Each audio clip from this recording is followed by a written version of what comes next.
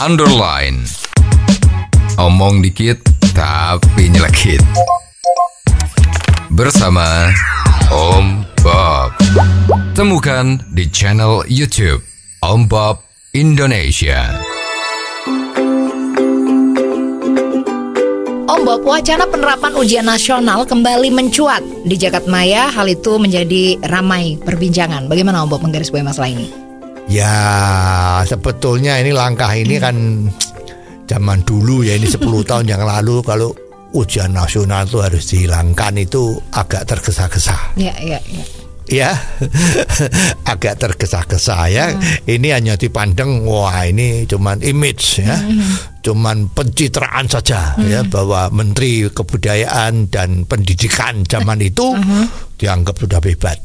Dia nganggap bahwa pendidikan di Indonesia, sekolahan-sekolahan itu sudah bagus.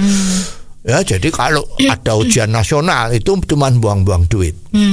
Buang-buang duit dan tidak cocok. Ya, karena banyak sekolahan yang nggak benar misalnya. Ya. Yang benar udah hebat, tapi juga ada yang tidak benar.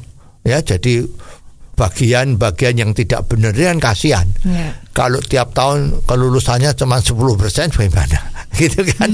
Maka ambillah putusannya bahwa ini harus dihilangkan aja supaya semua sekolahan mudah menyelesaikan target-target pendidikan. Katanya harus menyelesaikan SMA, SMP itu semua harus lulus ya, bahkan macam-macam. Itu kan akhirnya mutu pendidikan di Indonesia itu sampai hari ini kalau dari negara ASEAN ya nomor 1 dari bawah atau nomor 2 dari bawah lah ya. Kalau dari dunia udah ke 187 ya. Kan jelek sekali. Ya, jadi perubahan seperti ini harus ya kita lihat negara-negara yang maju pun, kecuali Amerika ya. Karena Amerika kan demokrasi betul ya. Jadi kalau mau ujian nasional nggak mau itu pemerintah nggak bisa apa-apa ya. Menjunjung tinggi hak asasi manusia. Tapi coba di Jepang itu ada yang namanya ujian nasional. Di Tiongkok ada ujian nasional. Di beberapa negara juga banyak masih ada. Lah kalau ini ada, itu kan pemerintahnya menghendaki agar ini sebagai tolok ukur apakah pendidikan yang dilakukan di negaranya itu dari ibu kota sampai kota kecil-kecil itu mutunya sama. Kalau mutunya sama berarti SDM-nya bagus.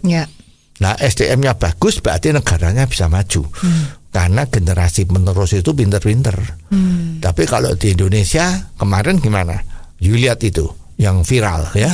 1/4 tambah 1/4 itu jawabannya 2. Ya, terus ada yang perkalian 7 kali 8 bingung. Pakai tangan tak masih salah. Ya, ini gimana? Itu kan hati kita menjadi terenyuh. Pendidikan kita mau kemana? Anggarannya kita udah cukup gede. Ya, jangan-jangan ini hanya buat nyetak buku. Ya, nyetak buku pelajaran yang ternyata isinya bisa nggak beres. Ya, atau bangun gedung. Dianggap kalau bangun gedungnya bagus, itu pendidikannya bagus. Nah, itu kan bisa nggak rusak, nggak karuan. Ya. Tapi kalau kita lihat kan ganti menteri selalu ganti aturan. Ini bagaimana Om Bob? Ya, itu kan isu negatif. Ya, memang karena dari dulu itu kalau ganti menteri ganti kurikulum, wah ganti menteri ganti peraturan, wah itu kan zaman dulu itu begitu. Ya, pencitraan itu loh, kelihatan bahwa kalau menterinya itu kerjanya hebat, tapi ternyata kan babak bunyak semua ini sekarang. Ya, jadi memang kalau memang diperlukan ya menteri itu harus berani ngambil risiko ya. Pikirannya itu harus pikiran bukan pegawai. Bukan saya pegawai pemerintah, saya pembantu presiden, bukan. Tapi saya dipercaya sama presiden sehingga saya harus membuat dunia pendidikan di Indonesia itu harus bagus. Dan saya yakin pendidikan yang melalui ujian nasional itu menentukan standar. Saya yakin. Ya harus digituin. Tidak peduli apa ngomongnya. Biarlah anjing menggonggong, kafilah jalan terus, kan gitu. Jadi ini bayangin kemarin itu tidak ada ujian nasional, apa yang terjadi? Semua nggak karuan ya. Dan you tahu pendidikan di Indonesia itu guru-gurunya pun harus sudah ditatar agar pakai ilmu mendidik ilmu transfer of knowledge. Dia pinter tapi tidak bisa mentransfer. Jadi pinternya tipek dewi itu loh, tidak ditularkan. Ini kan nggak boleh. Ya, dengan adanya guru-guru yang masih belum standar, sekolahan-sekolahan yang masih seadanya, ujian yang kacau yang dilakukan, penilaiannya itu penuh dengan kasih sayang, ya, penuh dengan harmonis, kasihan kalau nggak naik, orang tuanya sudah membayar macam-macam, masih kenapa nggak naik, kasihan, begitu. Nah, sekarang kita mau milih hubungan baik karena kasihan-kasihan atau memang agak strict, agak kuat dengan sistem ujian nasional tadi itu, agar yang betul-betul lulus ya lulus dengan bagus. Mana yang kita pilih? Ya, kalau sekarang kita kepengen negara kita maju, yang dipilih harus ada ujian yang melihat standar bagaimana pengajaran dari murid-murid itu bisa bagus. Ya, contoh itu ada sekolahan, ini tingkat universitas ya. Lah karena dia kepengen dapat murid banyak, maka semua yang daftar diterima. Ternyata pada saat dosen memberi pelajarannya, ternyata mereka standarnya itu belum SMA, baru SMP.